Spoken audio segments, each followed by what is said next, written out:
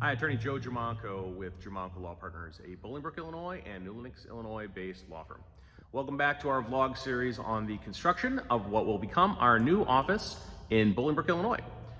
Coming to you today on Sunday, May 24th. We have reached some new milestones, had some new challenges that have come up over the past couple weeks as well, and I'm going to go over a few of those here with you right now. Let's start today's update with talking about a couple of the challenges and some severe frustrations we've had with the construction process. Sometimes utility providers, service providers get a bad rap for their customer service, the way that they handle things. Sometimes they're deserved, and right now I'm kind of feeling like they are definitely deserved for Comcast and for Nicor. In contrast to the way that Illinois American Water handled the water issue that we had when we had the water turned on, we had a part of the service that comes in, I don't know what it's called, but some kind of a device that comes in that measures the water, and everything started to leak right away. They came in the same day and replaced it within, I think, a few hours. That was fantastic. By contrast to them, we have first Nicor. Nicor is the gas service company that provides a service to this town and to our property in particular. And they provided service to this building up until about a year and a half ago or so. At that point, for some reason, the former owner decided to not just shut off service to the building, but to actually discontinue it altogether. And Nicor decided to come and to pull out the actual meter. Now, I didn't know that. I knew the gas service was turned off, but when I called Nicor, much to my surprise, it wasn't as simple as saying, please turn on gas service. Instead, we pretty much are being treated as if it's a brand new property, despite the fact that gas service was here for 20 years, approximately 20 years or so. It's very frustrating. The biggest frustration of that piece is going to come by the fact that it's not going to have gas service. We're not going to have gas service turned on, I don't know, maybe for another month or so, which will make it about 2 months from the time that we made the phone call to have gas service turned on until it's actually turned on. Compounding that frustration is the lack of any kind of common sense that goes along with that.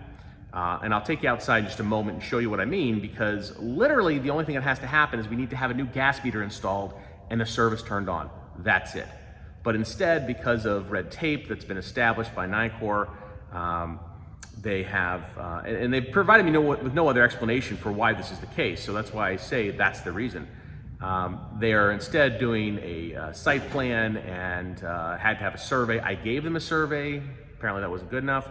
And they're designing a whole new system for it.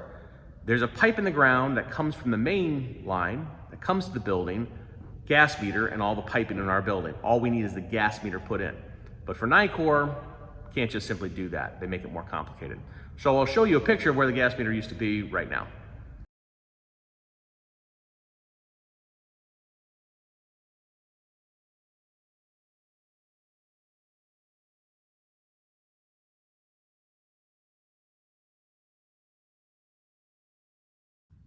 So there you have it. That is the space where the gas meter used to be hooked up that was removed. My uneducated assumption is that you just need to put a new gas meter in there. Now maybe there's something more complicated to it. I'm a lawyer, I don't work in any kind of gas service, and perhaps there's something more to it in defense of Nicor.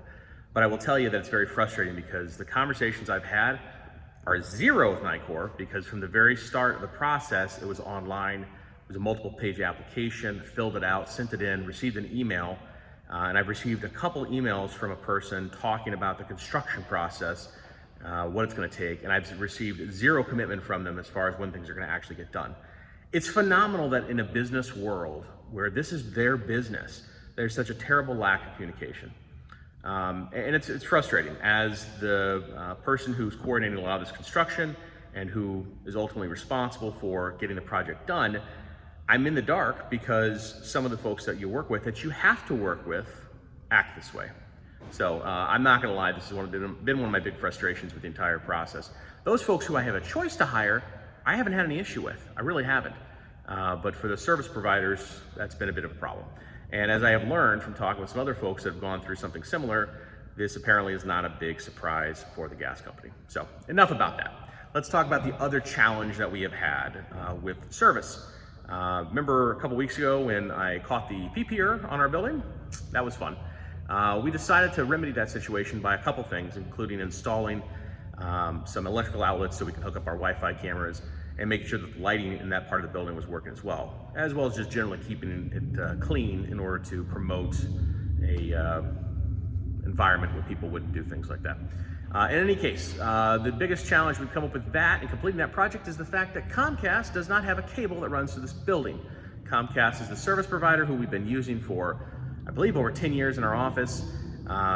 They are the biggest provider of cable service in this area, and that's who we're planning on using for phones and internet and so forth. And our security cameras will run off of the Wi-Fi that needs to go into the building. Unfortunately, because there's no cable that runs the building, we have an issue there too. Now, I had contacted Comcast within, I think it was a couple weeks of when we had purchased the building. And they assured me that there was no issue. They just needed to come and basically turn it on.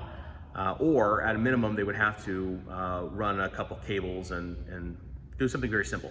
It was the kind of job that they told me that was gonna take maybe an hour, 2 hours at most. So we scheduled it, we had them come, and sure enough, much as I had suspected, they had a big issue. And that issue was the fact that there's no cable that runs the building. So what's the remedy?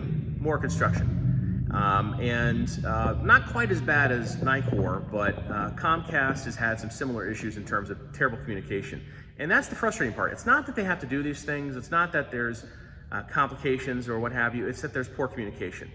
And with Comcast, what had happened was after the person who came out to install the cable realized it wasn't gonna go in, they then had to have somebody contact me. They told me it was going to be a couple days. It wasn't, it was over a week. And then when I was contacted, I was told that they were going to have somebody come out and start a site plan again and go through all the same kinds of things that we're having to do with Nicor, which I find very frustrating. But I more or less understand it in this case because they do have to run a new cable to the building. The good news is that thus far, Comcast has said that all the construction costs will be covered by them. So that's great. The bad news is that the projection they have given me as far as completion of the project is 5 days before we're planning on being in the building. That is still 2 months away, and we're gonna cut it really close. So it's frustrating, but we're dealing with it. The upside is that I contacted them pretty much as soon as we could to get the process started, and I mean, it's moving along. I'm just not real satisfied with the speed, and that's just a pill I have to swallow. But enough about all the terrible things going on. Let's talk about some of the good things, some of the victories, some of the progress that's actually been made substantively. One of those big things that has been done is we've actually gotten some work started. Demolition is pretty much complete. I say it's complete, and I'm sure the contractor may tell me there's something else that qualifies as demolition. But in my eyes, demolition is complete, and this is a totally different place at this point. You'll see in a moment here when I show you around that it's not finished by any means. But there's clear construction's been started. You're starting to be able to see where walls are going to go. You can see where the bathrooms are going to go. And there's some real progress that's being made, which is fantastic to see as we're trying to move towards ultimate completion. So without further ado, let me show you around. Welcome to our new entrance that has been slightly modified. If you look here on the floor, you can see the outline of where the vestibule used to be. The drain that's was in the middle of the floor has been shifted a little bit, and we have some new walls that have gone up. I am backing up here through what will become the reception area. On the far right here, the beams that are going up, these are going to be studs for the demising wall that will separate out our space from the rental space. And then as I pan to the left, what you see is some of the walls that have gone up, or started to go up anyway, the studs. All along the window line here, we will have offices. And I'll go walk back there in just a moment. But as you walk into the space, what you see right now is this view. You're gonna basically turn from these doors. You're gonna make a slight left when you come in. And there'll be another set of vestibule doors right here. You'll walk through the vestibule and into the space. This will all be one solid wall once it's completed.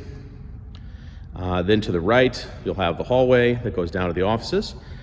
This may not look much right now, but it is going to be something that I think will be spectacular. This will be our conference room. What you're going to see all along this wall that's open up right now, it's going to be a glass wall, and there are going to be sliding glass doors. As you can see, we're going to actually have an open ceiling. It's going to go all the way up. It'll be somewhat of a light industrial kind of a look. And so that will be the conference room. This will be the reception area.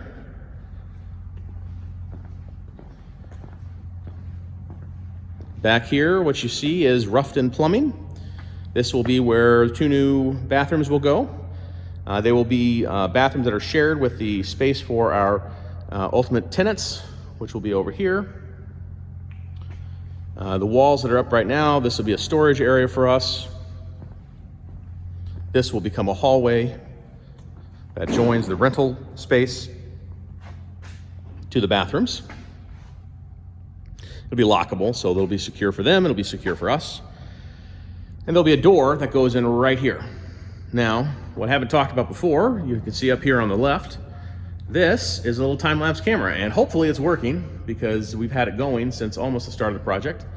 And when we are finished, hopefully we'll have a nice little video that we can put together of the actual construction. So we have the roughed-in plumbing. We come over here. This will be the rest of the hallway that joins to our area. And then you have this area, which you can see these lines on the floor right now. That will become a kitchen area. This area will become kind of a common area, eating area. We have a pop-a-shot that will go in over there and a foosball table. And then we'll walk around back here. We have in this area what will become our little tech area with our server, all the tech equipment, as well as storage of office supplies and so forth. You will see over here something that is fairly distressing, but I know what it is. There's water, obviously, that's on the floor here. That's coming from a leak that we have in the ceiling and the roof, and that will be remedied very soon. Now that the permitting process is basically complete, we will have new roof going in very, very soon, which will be fantastic. So over here we have some offices. The bathroom that was here is getting changed around a bit. This is becoming a storage area.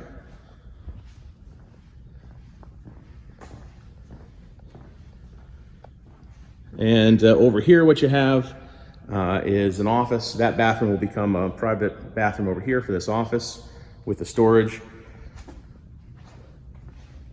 And then you have the other offices here as well. With each one of the offices that has a door on it, there you can see on the floor here, there will also be a side light, which is a window next to it. So we'll be letting some light in. But I have some concerns that won't be enough light. So we have gone one step further.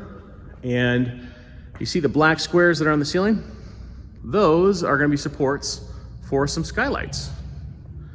So ultimately, the feeling that we're going for here is once it's complete, it's going to be a very open, well-lit area. We're also obviously going to have some interior lights that are going to be in here as well, it should be pretty good. All right, so here I am now on what will be the rental side of the building. I've received a few questions from a few folks that are interested in potentially renting space from us. We have one tenant who is going to take the space as is, primarily for storage for the time being. And that's fine for us because until we have a full-time tenant, we might as well have somebody using the space and make a couple dollars off of it to subsidize our costs, which is fine.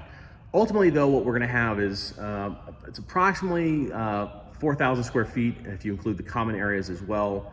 The rentable square footage, I think, comes down to around 3,600, 3,700. I'd have to look at the architect's plans to know the exact square footage. But I'll show you around real quickly what that rental space is so you get an idea. So our future tenants will have their own entrance that is just to the left of ours. They'll have their own vestibule area. And when they come through the vestibule, they'll come into their own space. Now, as it currently exists, we have one real space here. There are some walls that don't go all the way up. It's all one big space. Now, our preference is to rent it out to one tenant. In the event that somebody wants to do a build out for less space, that certainly is a possibility. And if we don't have someone that rents out the entire space after a while, we may very well take the entire thing, subdivide it, and turn it into executive offices. That's a possibility as well. But so you get an idea here. You can see the demising walls are going to be going up. All this open area, though, is going to be for the new tenant. The lighting that will be in will be LED lights that it'll well light the area. Somebody who moves in may want to customize it for themselves. But there's quite a bit of space. One other piece of the project that has been started is landscaping. Our landscaper has been working bit by bit, initially starting off by simply trimming the bushes that were way overgrown in the back of the building so that the sidewalk was accessible, cleaning up the area where a lot of trash had accumulated and the former building owners didn't bother to clean it up over years and years of neglect. So those things have been addressed, but they are currently rebuilding the retaining wall that is in the front of the building.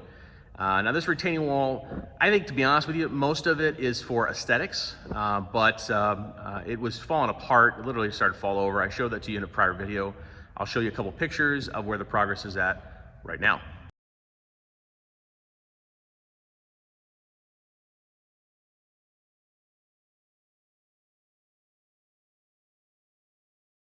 One other unwelcome surprise that we did get was unfortunately from our contractor. And I don't so much blame our contractor for it. I knew this was an issue when we went into the building, and that was with our sprinkler system. The sprinkler system in this building was neglected, much like the rest of the building. And as a result of that, when we toured it before we even purchased it, you could literally see that there were holes in the sprinkler system and that it was going to need some substantial work. So our contractor had given us a quote before as part of the overall repair package. Well, when they got in, the plumber started looking at it, he realized that there were some other cracks that were not visible to the eye and doing the inspection, and there's some additional costs that come up there as well. Now, what our contractor did do was he gave us a few options about how to go about fixing it, what types of fee arrangements we could have with the subcontractor in terms of the repairs. Everything from replacing the entire system, including sections of pipe that are perfectly fine, to having him work on it on an hourly basis, to more of a flat fee kind of a schedule. Now, I mention this at this point not to tell you our tale of woe about the additional expense that comes up, because additional expenses come up. If you don't have a contingency fund for a project like this, you're nuts. We do have a contingency fund. It's not huge, but I knew that this was going to be a possibility. So when you have things like this that come up, I strongly encourage you to stop doing what you're doing and make sure you focus on it, and you get your contractor to do the same thing, because you need to be on the same page with the contractor. You need to know this is something that's additional. Your contractor needs to be able to communicate that to you clearly, and you need to know what your obligation is going forward. You and your contractor need to be on the same page. Now, if you don't like what's been quoted, then you can stop right there and you can try to find a different solution. Find a new subcontractor, do something different, ask questions. Now, these are what are oftentimes referred to as change orders. Now, in fairness, I will tell you, not always do contractors and property owners handle it appropriately or get it in writing. At a bare minimum, you want an agreement that's going to modify the original one to be in writing so it's clear what the parties' intentions are. If your contractor says that they're going to do some extra work, or you ask them to do some extra work, plan on paying for that. Don't plan on getting it for free. If the contractor says, oh no, it's fine, I won't charge anything for them for that work, I would get it in writing that's nothing going to be extra, it's going to be tacked on at the end of the project. I have had a project before where a contractor did say things like that to me, and then at the end of the project, hit me with another bill. It's a bit of a problem. And again, it comes down to communication. Much like I've said in the prior videos, communication between the builder and the contractor is of key importance. You want to avoid litigation down the road? Make sure your communication is clear, both parties understand what the agreement is, and both parties fulfill their obligation. Thus far, I've been pretty satisfied with what's going on with our contractors and subcontractors, and I'm more fortunate than a lot. So that part is fantastic. So with that, that is the majority of the information I have to update you with. There are lots of other things, of course, going on, but those are the big ones, at least I can identify right now for you. And as we go forward, there are a few more things obviously that have to happen before we can get everything completed or to the point where it's going to really look like an office. But so far with the project, pretty satisfied with where we're at. Even with the headaches we've had, not terrible, just have to deal with them. So that's it for now. We'll see you in a few days or a week or so.